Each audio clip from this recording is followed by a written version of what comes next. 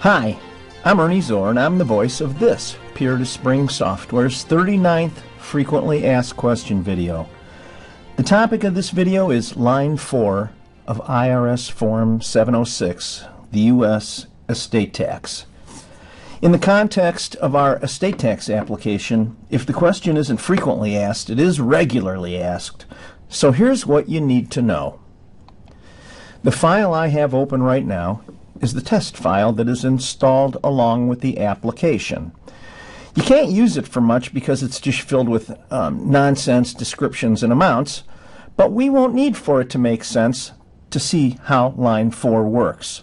I'm going to scroll down to line 4 so we can take a look. There we go.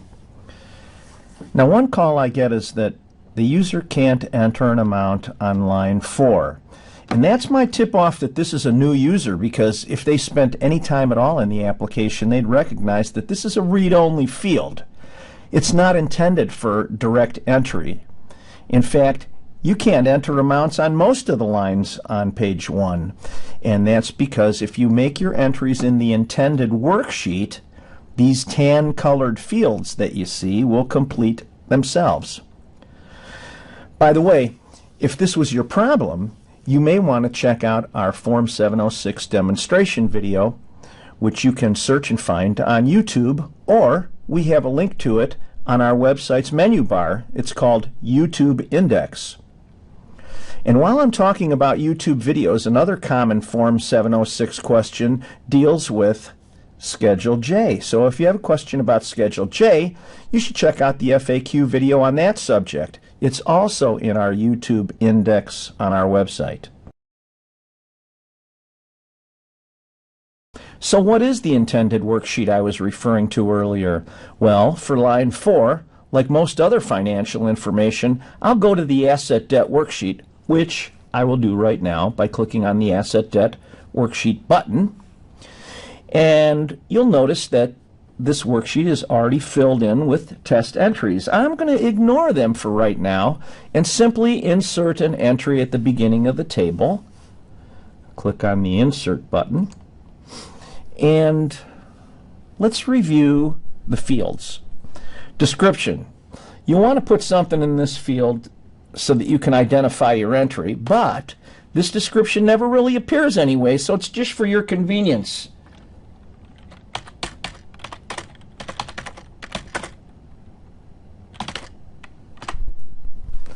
All right, the date of death value, the alternate value, Form 8971 or alternate valuation date, QSIP number, unit value, and the checkbox below them. You could leave them all blank. And that's essentially everything in the general information section. Now, in the specific information section of the asset worksheet, there are 2 buttons to press. Send to, well, there's more than 2 buttons to press, but we're only going to need to press 2 to work on line 4. And the first one is Send To.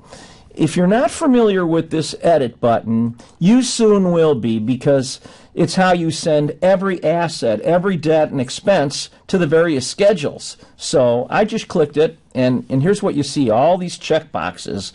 And I want to call your attention to the ones at the bottom. There are 2 taxable gift check boxes. Taxable Gifts line 1 is for entering gifts made, I think, before 1976. And Taxable Gifts line 2 is for gifts after that date. Now, I think in most instances you'll be using the second of those 2 check boxes. And if you do, you'll need to click on the Taxable Gift Edit button. Okay, let me check. I'm getting ahead of myself. I'm going to check the checkbox, click on OK, and I started then to say about this is the second one, the Taxable Gift Edit button. We're going to go there, and you see the dialogues there. In the dialog box, you see 6 fields to complete. Now, while you're contemplating the 6 fields, note the instruction at the top. The fields below correspond to the 6 columns of worksheet TG from the IRS instructions. And so you see how each field label is preceded by a lowercase letter in parentheses, A through F. Well, we're going to fill them in a second here, but I think I have the instructions open in a PDF viewer there, and this is the IRS instructions, and there's the very same worksheet. And the parentheticals that I'm talking about, that's here, A, B, C, D, E, and F. Let's jump back to the program if I can. I'm sure I can. There we go. And so I'm just going to put, I think for gifts after 1976, you don't even need to put in the quarter. You could just put in the year.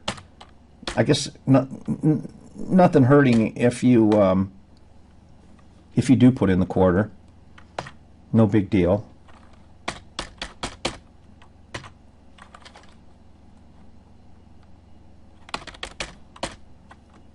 And again, I'm not trying to really make sense with this stuff. I'm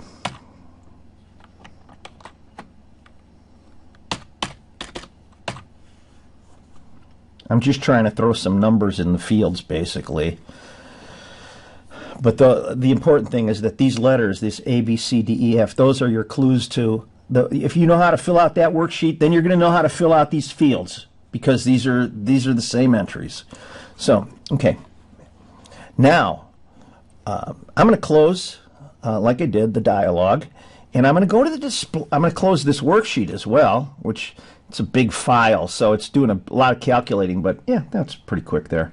And I'm going to go to the display menu, worksheets, taxable gift line 4, and you won't ever see this dialogue too much. This is only there because I have so many gifts in the text in the test file that it fills up the first sheet and it goes on to a continuation sheet, as you can see there.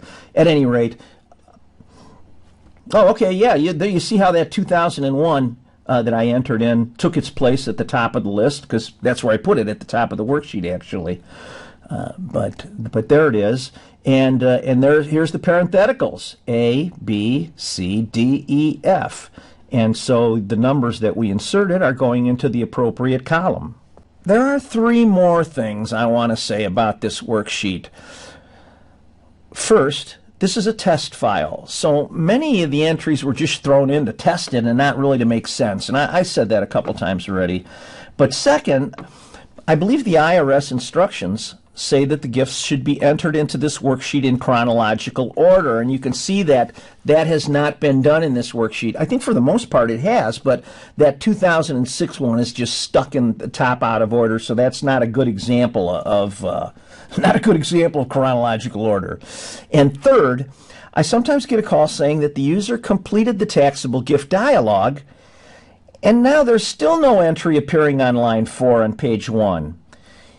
And I'll show you why that is. And to do that, I need to scroll to the bottom of Worksheet TG, which I'm going to do right now. And again, the numbers don't matter. They're nonsense. However, look at the 5 lines at the bottom. In particular, look at line 5. It says, subtract line 4 from line 1.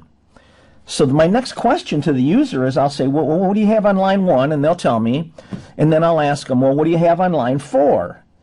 And in every, I'm not exaggerating, in every single case, they say they have the same number on both lines. And I say, well, you've answered your own question. That's why line 5 is a 0, because you subtract a number from itself, and that's what you're going to get. And that line 5 amount is what's transferring to page 1, line 4. So I can't tell them specifically what they've done wrong, but they need to re-examine their taxable gift dialog entries. You know, those are the ones over here in the asset worksheet. They entered something wrong here. And generally, I think they've put the same amount as the taxable gift as special treatment, and that generally will cause, not generally, but it will always cause a 0. Okay, let's see. You know what? That's it. If you'd like to know more about other available videos, of course you can always search YouTube for Puritas Spring Software, but you'll get a lot of hits to sort through, and if I know YouTube, Puritas Spring Software won't even be in some of the hits. So to make things a bit easier, we've placed a YouTube index on our website. It's in the menu bar of our homepage. Okay, well, there it is. The music means it's time for me to wrap it up. And I mentioned that I had a few more tips in a grab bag left over from FAQ video number 38 that I would put in the next video. This is the next video, and obviously I didn't put those extra tips and hints in this one. Instead, I'll try to get them in the next video. I should have said an upcoming video instead of the next video. I apologize. Hey, at any rate, I'm glad you watched the video, and I hope you got something out of it. Thanks for taking the time out to watch, and I really do appreciate it. So until next time, stay healthy and happy, and I sincerely wish you all the best. Take care.